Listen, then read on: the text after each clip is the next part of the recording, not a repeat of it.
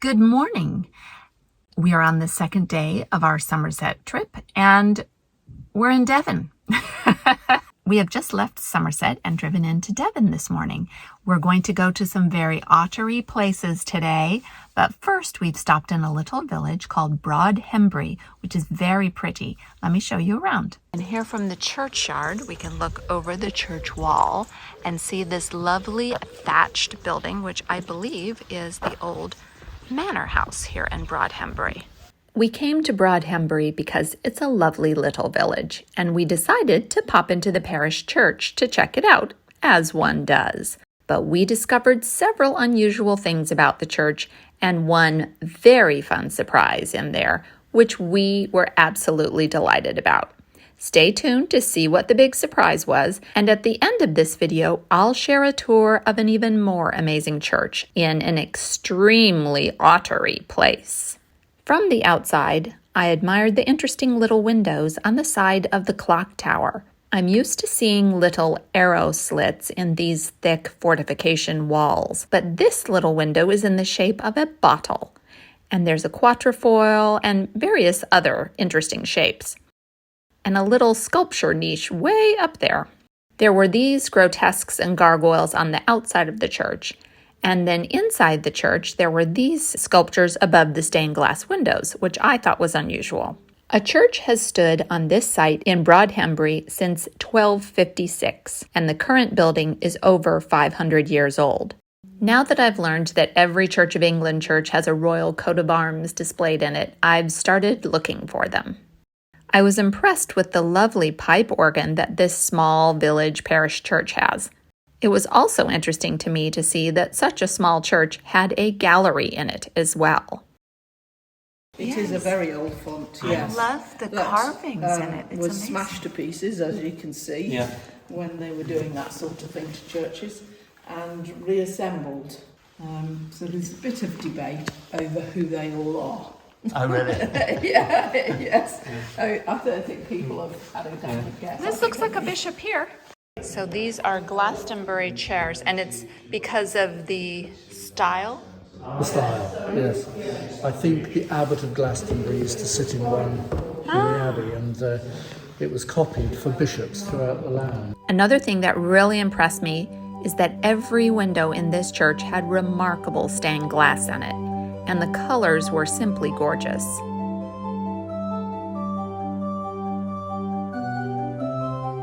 And this is a really beautiful war memorial stained glass window. Here's a look at the colorful Victorian tiles leading down the aisle up to the altar. And now for the big surprise we found. Augustus Montague Toplady was vicar here in the 1770s. Those are of Rock of Ages cleft for me. All right, so do you want to sing a few bars then, Mark? No, I don't. Yes, you do. No, I don't want to. Of ages cleft for me, let me hide myself in thee. Nice. Because there is a rock somewhere in Devon that is known as Toplady's Rock. And during a storm, there was a great cleft in it, and he was able to take shelter, and that gave him Rock of Ages, cleft just for me. Let me hide myself in thee. And of course, it was he saw that as Christ as well. Well, that's the thing is, if you look in a hymn book, all these hymns have an interesting history to the origin of the songs that sometimes are just absolutely heartbreaking or touching. This has made it for me today to find the Toplady's Church. That's brilliant. Yes. You might recognize this chap if you watched my Devon dialect video, which I will link below. He is a Devon local who educated me on the local dialect.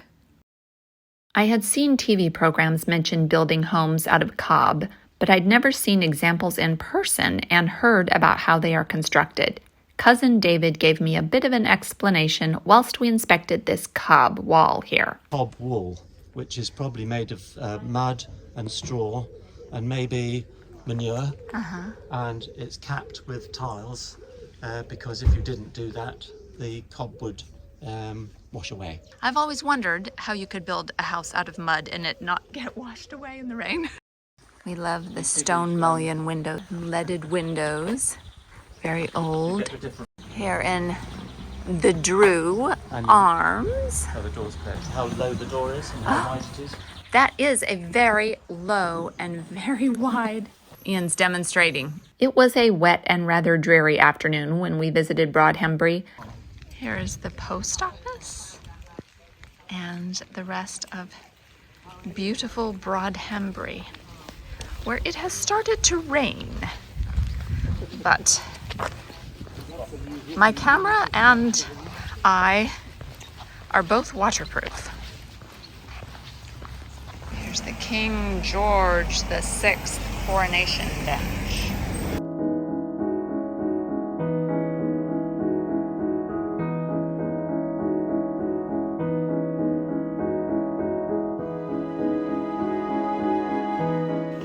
I love names like the Old Bakery. Okay, so Ian is telling me that these cottages are probably all made of cob and flint. And it was even wetter down here at this end of the village where we saw the ford. And here is the ford in Broadhembury, which I would love to walk through if I were wearing my wellies. But I'm just wearing my trainers, so I don't think I'm going to do that. Here is the War Memorial in the middle of Broadhembury. And the beautiful thatch buildings, like the post office.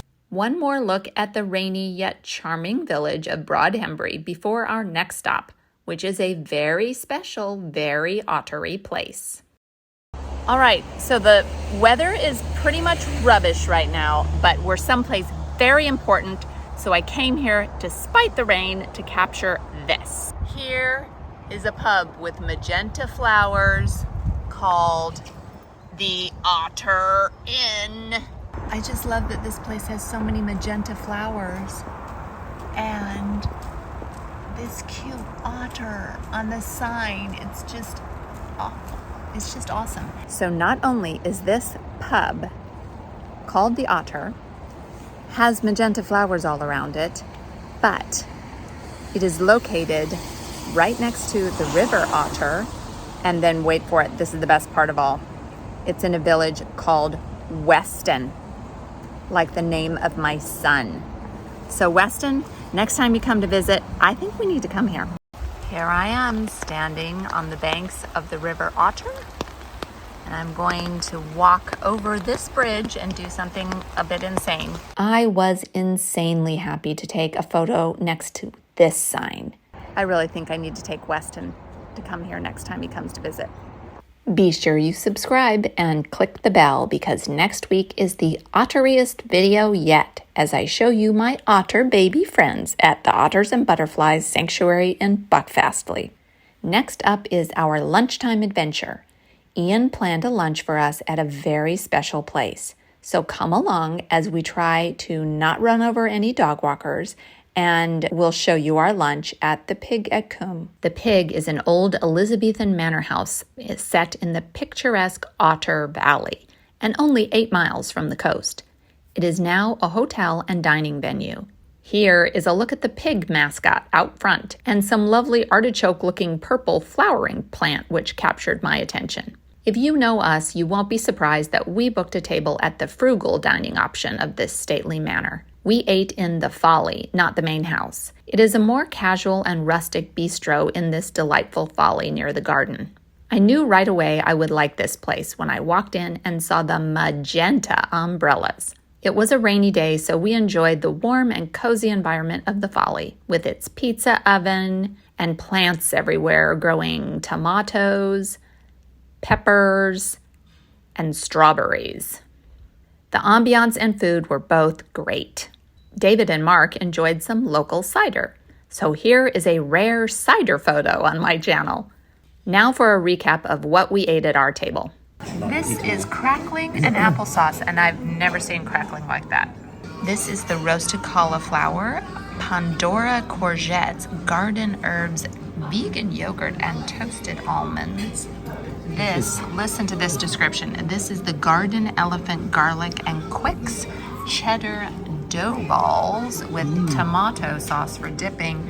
And this is the 0 Mile mushroom and walnut flatbread cooked in that glorious pizza oven over there. Ooh, and it looks like it has pesto on it.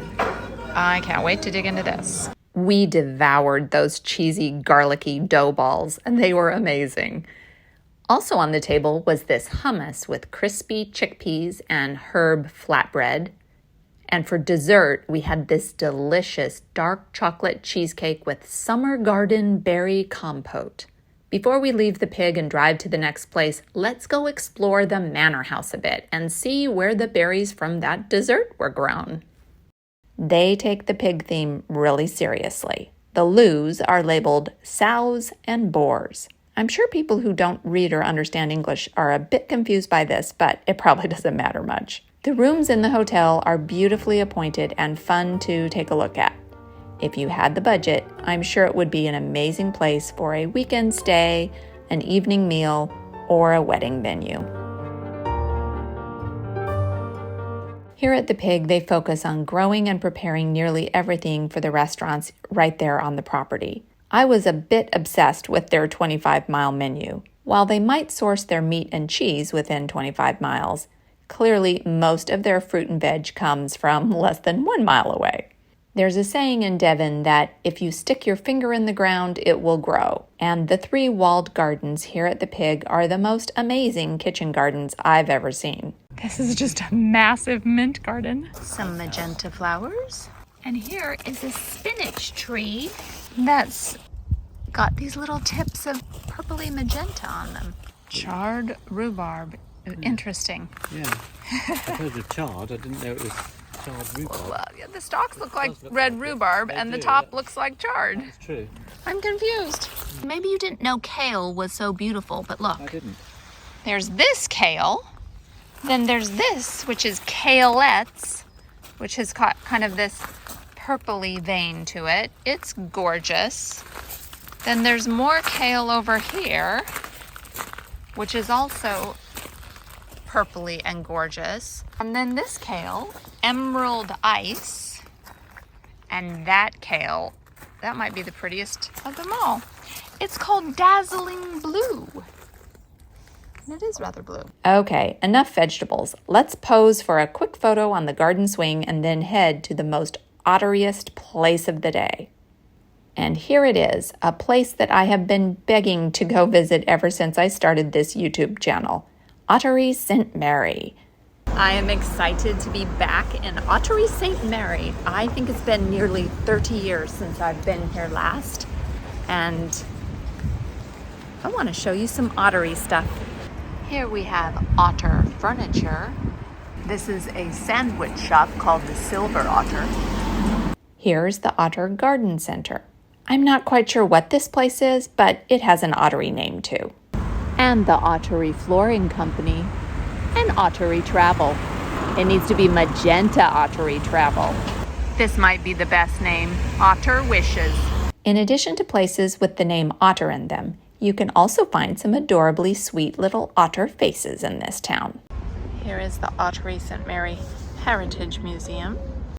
And next up is the parish church. The reason the church is like it is because it was founded by John de Grandison, Bishop of Exeter, as a collegiate church. So he wanted a big church for himself and a bunch of canons to serve the people of the area. And Exeter Cathedral has a tower each side at the transept, not in the centre. So he copied Exeter Cathedral here. Wow, in little Ottery St Mary. So it's a miniature Exeter Cathedral. So this is Thomas Axe's will here in the porch of the church in stone. He died in 1691. Oh, the 20th of July. What's today? The 20th of July. It's almost exactly. So very interesting how he is giving money to newlyweds who to encourage them in steadiness, sobriety, and industry. They get £3 on their marriage day, etc. Sir Ortho de Grandison is the bishop's younger brother. He died in 1359 and in his will stated that he should be buried in the Collegiate Church of Ottery St Mary. At his feet is a lion, symbolic of strength and vigilance. And here is Lady Beatrix de Grandison, who died in 1374 and is honored with a similar elaborate and ancient tomb. The founder's boss is in the very center of the church, and it shows Bishop Grandison in his full pontifical vestments with his right hand raised in benediction. The ceiling in the chancel is richly decorated with diagonal molded ribs formed into small quatrefoil panels. These ribs are similar to those found at Wells Cathedral, where John de Grandison had been a canon. The front of the altar screen was completely defaced during the dissolution of the college, but it was restored in the 1800s and 1900s. The figures in the niches show saints and bishops.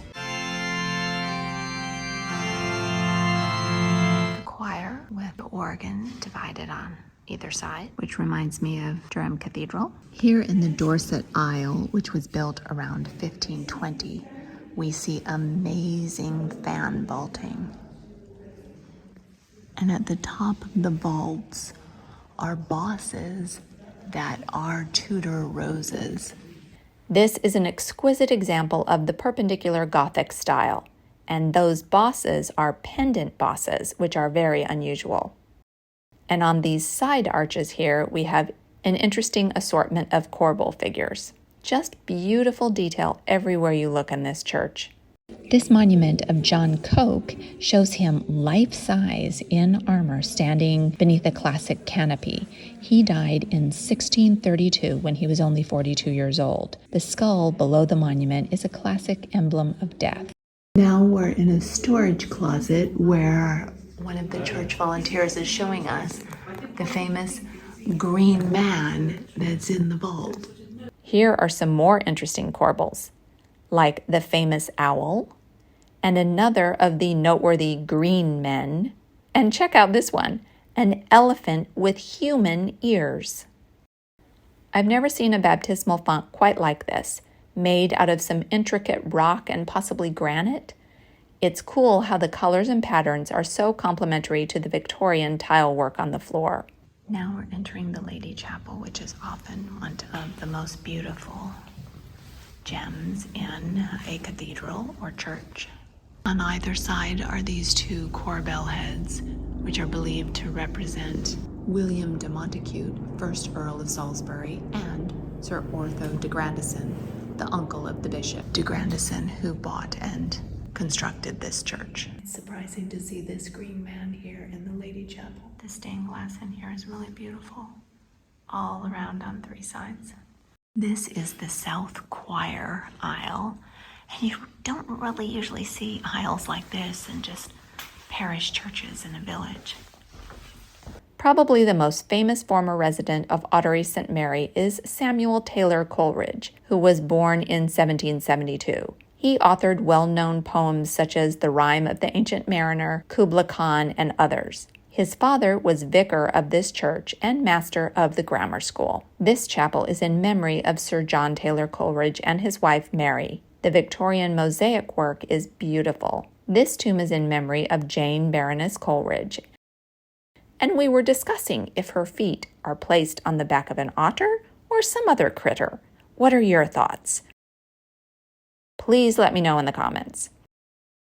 Here is a look at its kind of ottery-looking tail. The 8 bells in the bell tower are currently located in the south transept, but formerly there were 4 bells in the north transept. The bell ropes passed through the gaping mouths of these grotesque faces in the richly colored ceiling. Evil spirits and demons were thought to lurk in the shadows of the church, seeking to corrupt and destroy. So the medieval craftsmen made them perform servile tasks. They can also be found as gargoyles, bosses, and corbels. The clock is attributed to John de Grandison, Bishop of Exeter, from 1327 to 69. It's one of the oldest surviving medieval clocks in the country. The clock is based on the Ptolemaic theory, wherein the Earth is regarded as the center of the solar system. The square wooden clock face indicates the phases of the moon as well as the hours of day and night. On the outer circle, the 24 hours of the day are shown as Roman numbers. Since I got scolded for not including the clock from Wells Cathedral in my Wells Cathedral video, I am going to show you that bit of footage now so that you can compare the Wells clock to the one here in Ottery St Mary. Hooray! I have found some beautiful magenta Himalayan balsam growing next to the River OTTER. It's a pretty little place. I really wanted Ian to fly the drone over the River OTTER and capture some lovely footage of the little river. But unfortunately, that went all wrong when I suggested he launch the drone from the roof of the car, and the drone ended up sliding off the roof and flying under the car. It made the most wretched noise, and needless to say, the drone was a bit banged up after that. But thankfully, we have this beautiful footage of Ottery St Mary and the magnificent church. Please be sure to check out my Otter playlist from my prior visit to the Otter Sanctuary, or my Devon playlist if you are interested in other of our adventures around Devon. Thanks so much for watching, and do something good in the world today.